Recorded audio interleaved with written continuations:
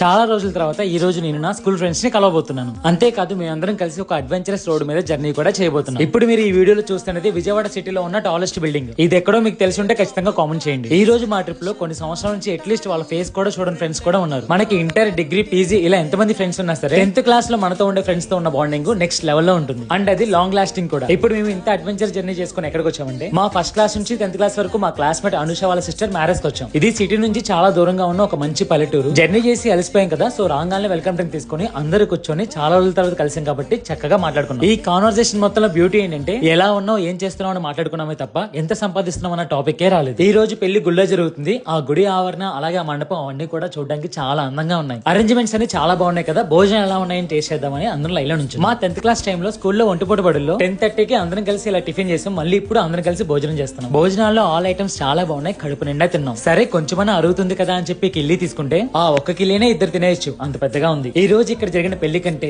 మేమందరం కలిసి కడుపు నిండా చేసిన భోజనం కంటే ఆఖరిలో తిన్న ఆ కిల్లి అండ్ ఐస్ క్రీమ్స్ కంటే నా చిన్ననాటి ఫ్రెండ్స్ అందరితో చిన్నప్పటి జ్ఞాపకాలన్నీ గుర్తు చేసుకుంటూ చేసిన జర్నీ నాకు బాగా నచ్చింది. అసలు వెళ్ళాలా వద్దా అని ఆలోచించుకుంటూ వెళ్ళి నాకు వెళ్ళకపోతే ఏం మిస్ అయ్యేవాడినో వెళ్ళాకే తెలిసింది.